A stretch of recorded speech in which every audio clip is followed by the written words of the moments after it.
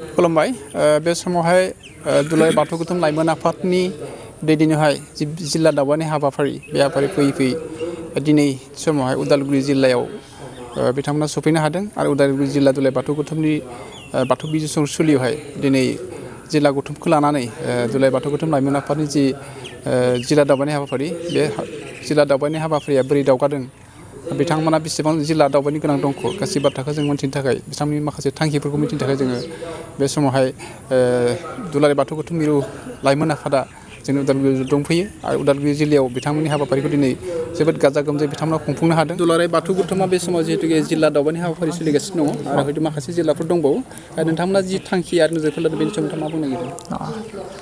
बे बुब्लियाव दुलाराय बाथौ गौथुम लाइमोन आफादनि गाहाय नेहाथारि जानानै बाथौ बिबुंसारनि बिजोंनि गेजेरजों दुलाराय बर' सुबुं माहारिनिसिम जोंनि धोरोमारि गाहाम हामलायनायखौ बावग्रोबाय। बे बुब्लियाव जोङो खुब गोजोननाय मोनदों। दिनै जोङो धोरोमारि दावबायनायनि हाबाफारिखौ जागायनानै नोंथांमोननि बे अदालगुरि जिल्लायाव बिथांमोननि कामदेब दैमारि गाहाय नेहाथारि लोगोसे रजेन दैमारि आफादगिरि बिथांमोननि बानजायनाय आरो बिथांमोननि हेफाजाबजों जोङो दिनैनि बे धोरोमारि दावबायनाय हाबाफारिखौ अदालगुरि जिल्लायाव जोङो खुब मोजाङै मावफुंनो हाबाय आरो बिथांमोनाबो बे समाव लैहोर लैहोर फैनानै बे हाबाफारिखौ जाफुंहोनायनि थाखाय गिबियावनो दुलाराय बाथौ गौथुम लाइमोन आफादनि जानानै आं बिथांमोननो गोजोननाय आरो साबायखरखौ बावनाय थाग्रोबाय।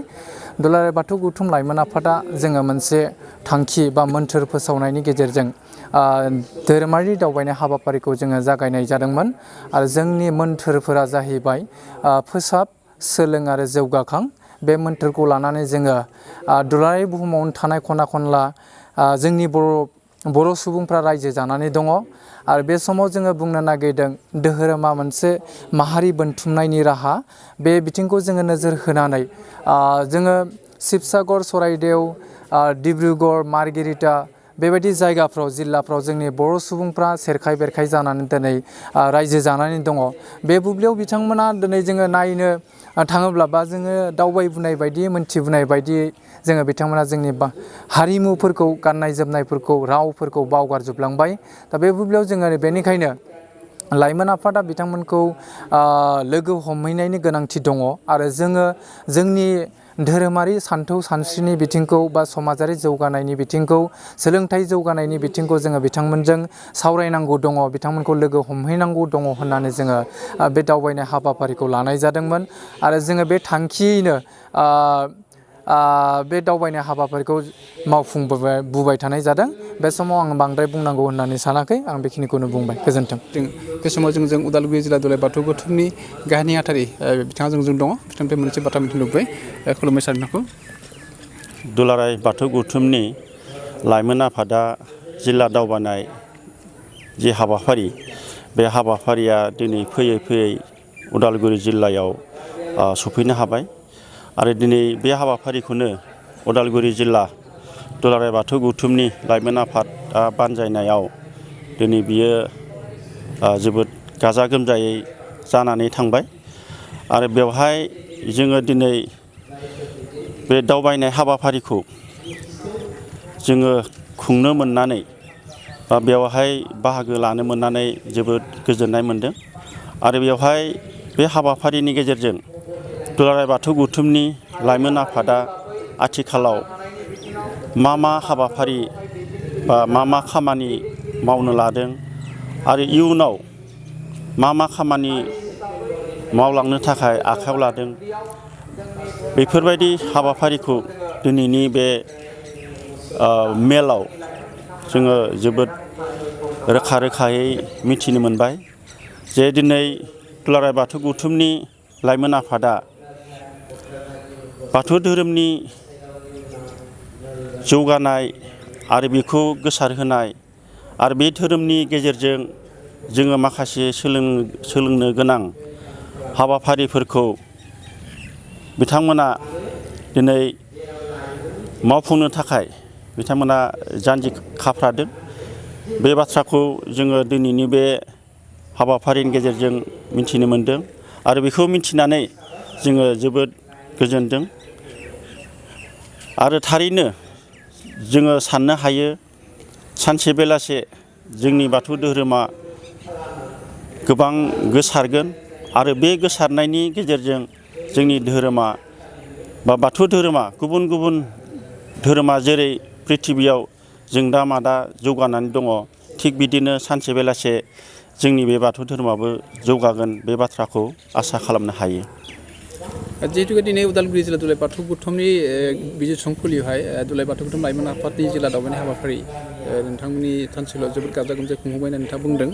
बे हाबाफारिनि गेजेरजों माबायदि जाफुंसारनायखौ नोंथाङा हास्थायो? जोङो जि थांखियाव दुलाराय बाथौ गौथुमनि लाइमोन आफादा बे हाबाफारिखौ लादों, जि थांखियाव दिनैनि मेलखौ बेवहाय खालामनाय जादों बा दावबायनाय हाबाफारिखौ खालामदों, बेनि थांखिया थाबैनो आरो जोंनि रायजो राजाफोर बा बाथौ सिबियारिफोरनि नोजोराव गोग्लैनाय बायदि थाबैनो जाफुंनायखौ जोङो हास्थायदों, लुबैदों।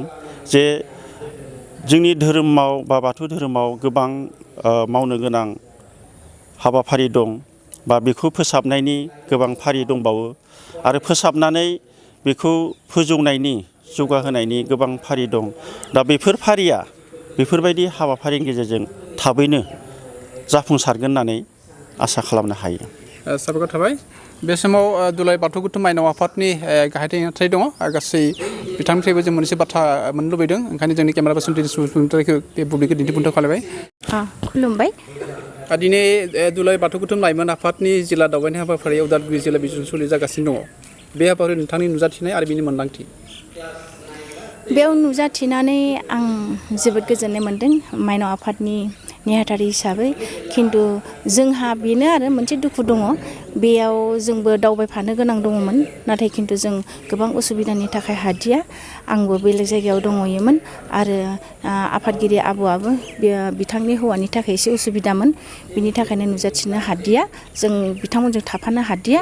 थेवबो दिनैनि नैबे जानिखि आफाद सोलिबाय थादों, बे आफादाव जोङो दसेबाबो नुजानानै जों फंनैसोबाबो बाथ्रा बुंनो मोननानै जों गोजोननाय मोन्दों। लाइमोननिफ्राय नोंथांमोना मा हास्थायो?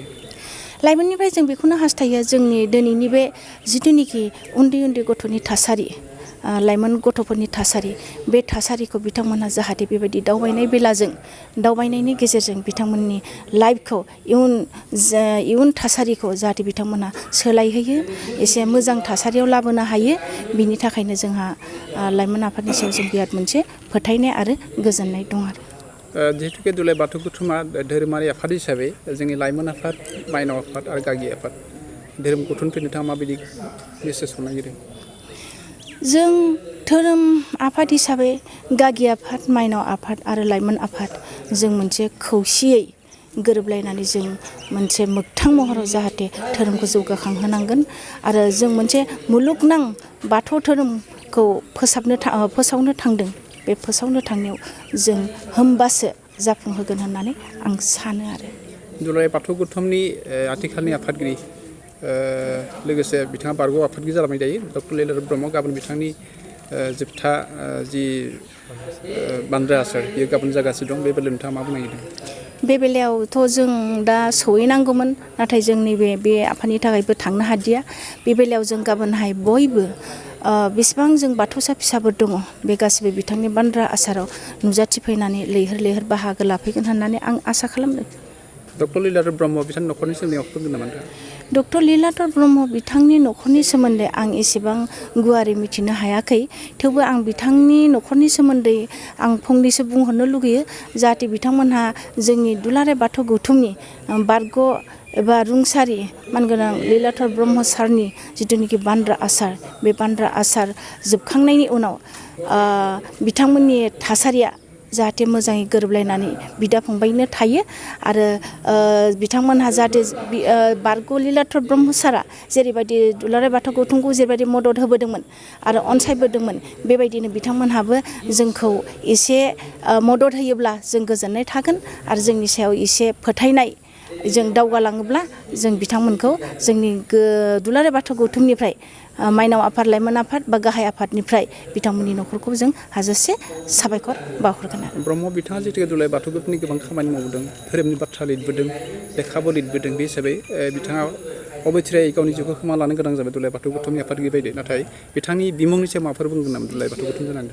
बिथांनि बिमुंनि सायावथ' जोंहा दिनै बिराद बिथांनि बेबायदि बोसोनगिरि, लिरगिरि आरो बिथाङा दार्शनिकमोनबो। बेखौ जोङो अनार होनो रोंनांगोन आरो सनमान होनो रोंनांगोन आरो बिथांनि बे बिहोथाया जोंखौ दिनै जोंनि गेजेराव अराय गोजों जानानै बिथांनि जिउमाया थाबाय थाथों आरो बिथांनि लिरनाय, बिथांनि बोसोन, बिथांनि फोसाबनाया जोंनि गेजेराव अराय जोंखांनानै थाबाय थागोन बेखौनो आं आसा खालामदों। गोजोन्थों।